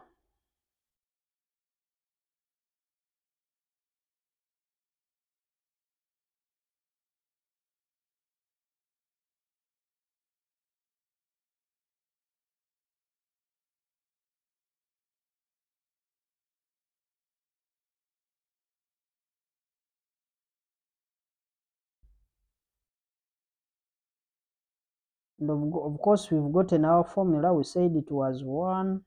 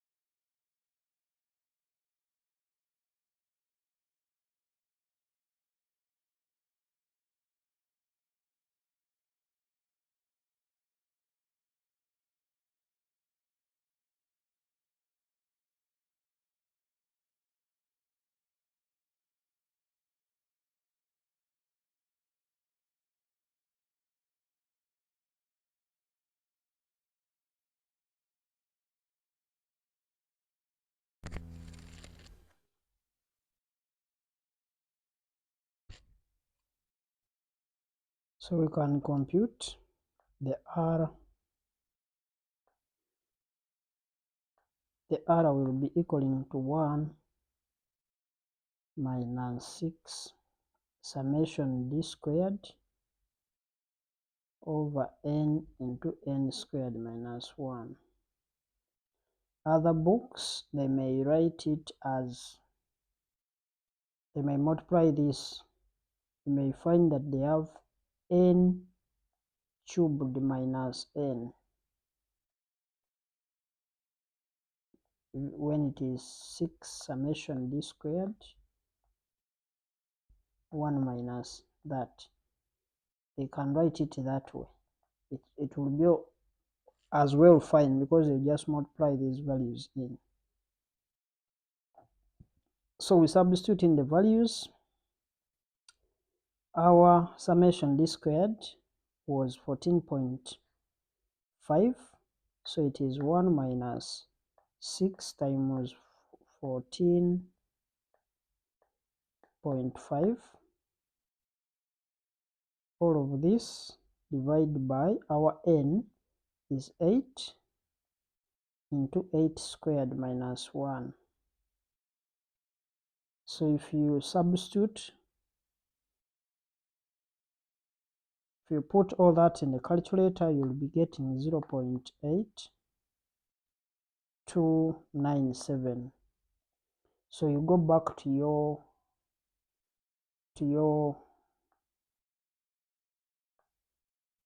table for strength, you get the comment. Now this one is a positive value,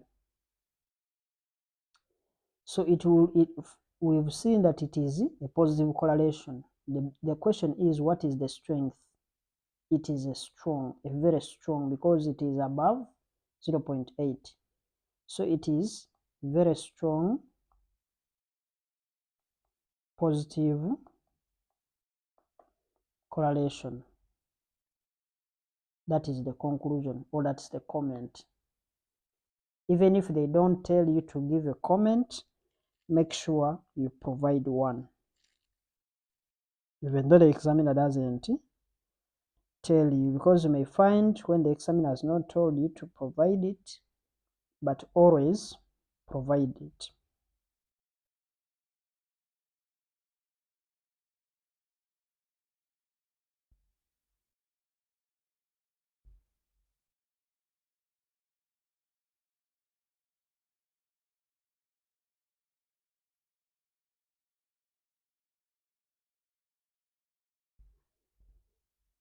So we have seen it is a 0.8297. We have to make sure that even the other side will get the same answer, because you may find the questions where the examiner has just told you find the correlation coefficient, when he has not specified whether you are getting moment, product moment, or what you call the Karl-Pearson or the Pearson's product moment. The examiner doesn't specify, you are free to choose any that you feel comfortable with.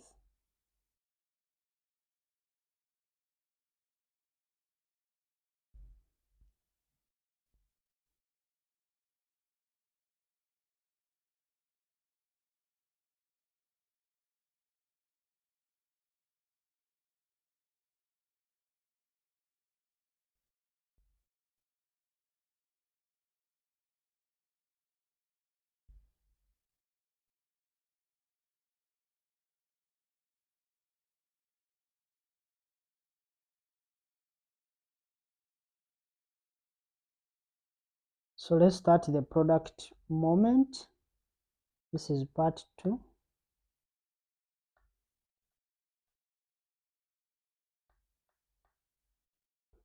Part 2,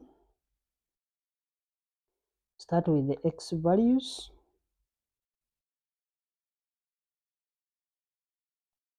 $64, $65, $70, $65,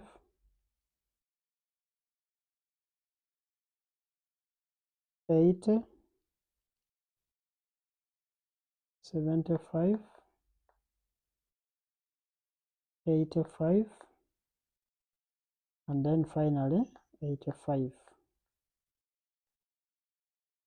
So you sum that one, you get the total down here.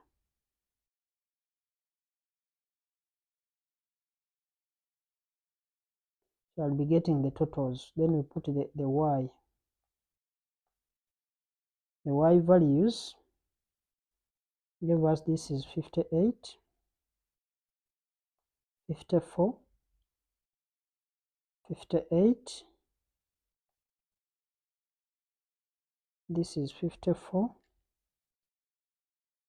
65, 58, 62, and then 73. We also get the total.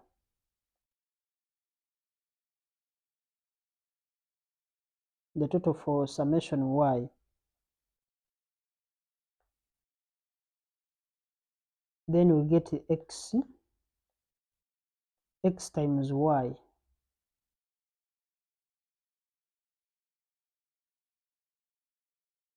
We need x times y. Then we also need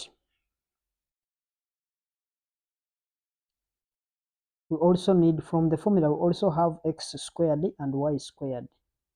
So we also need x squared and then y squared.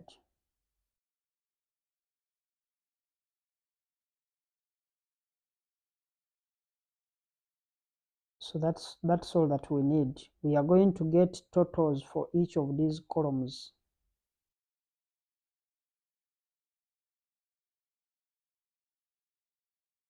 And once we get those values, of course, we just substitute in the formula.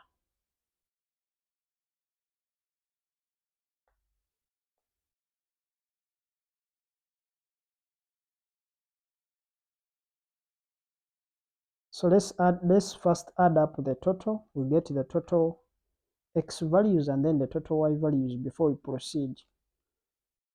The problem with this is that you may make what we call arithmetic errors. Instead of adding 65, you add 64. So you find that you have messed up everything.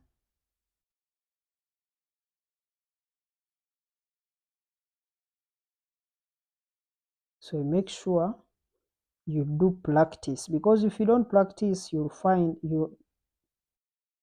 that you can't even use the calculator.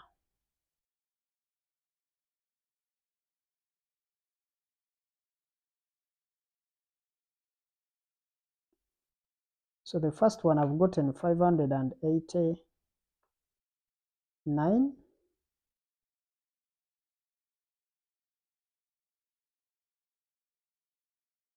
This is 589.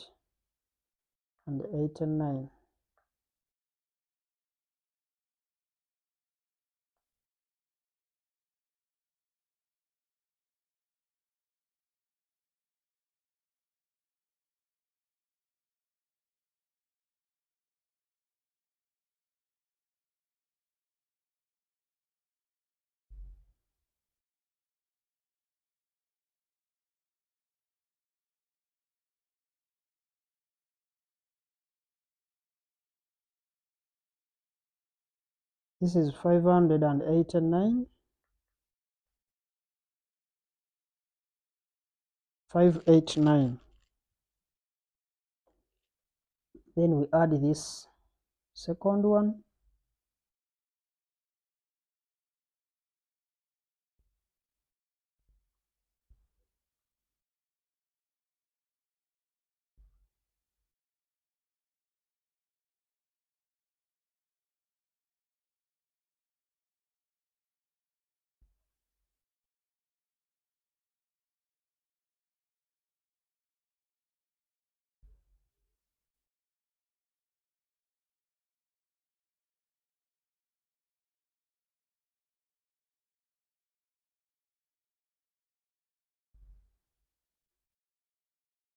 This is 440. This is 482. So we multiply these other ones.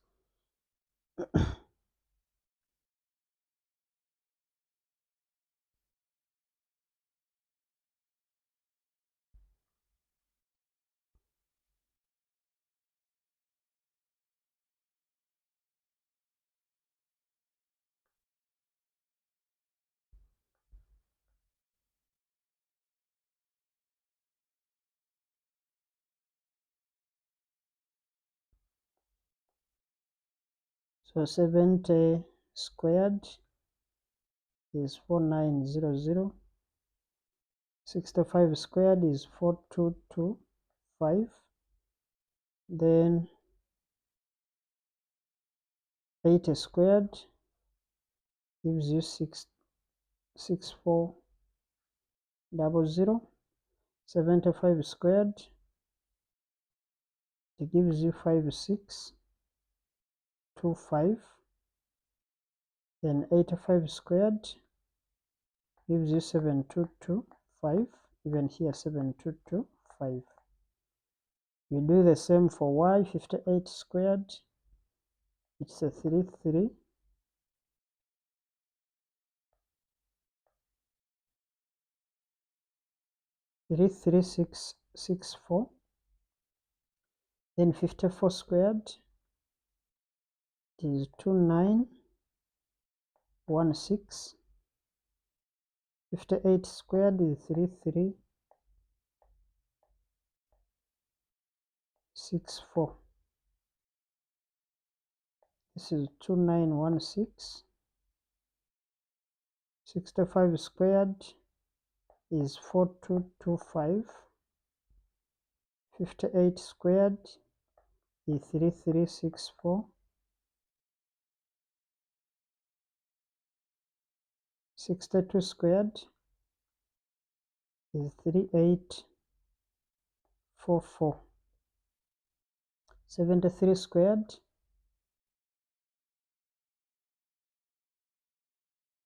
is 5329.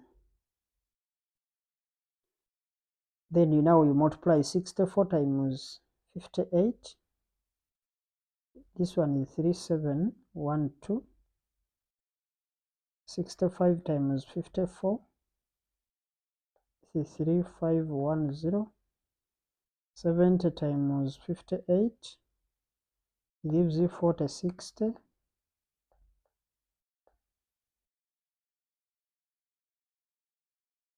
3510. 80 times 65, that is 5200. 75 times 58 is 4350. 85 times 62, that is 5270. 85 times 73, that gives you 6205. So you add up those columns.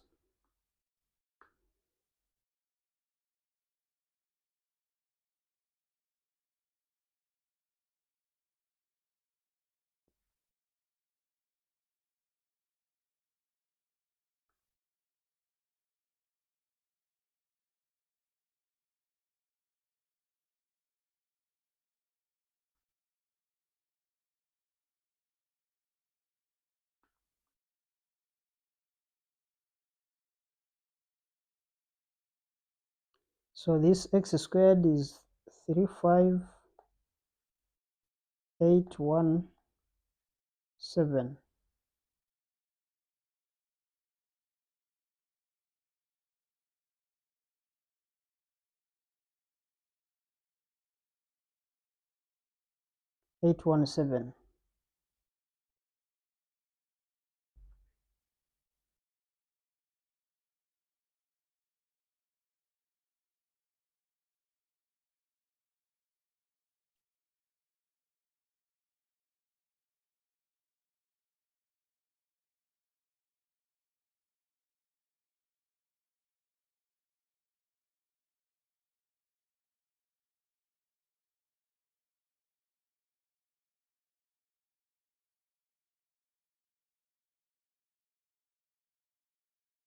x squared is 43, 921, then we get the y squared,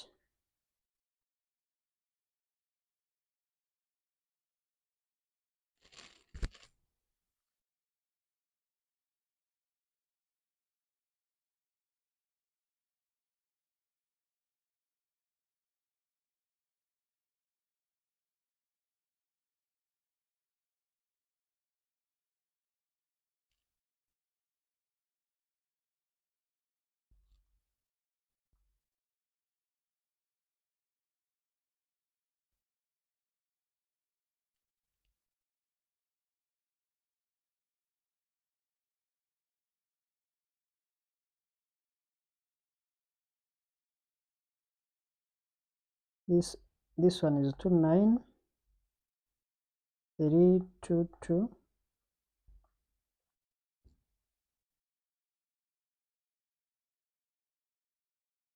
So we take these values and then we substitute them in the formula.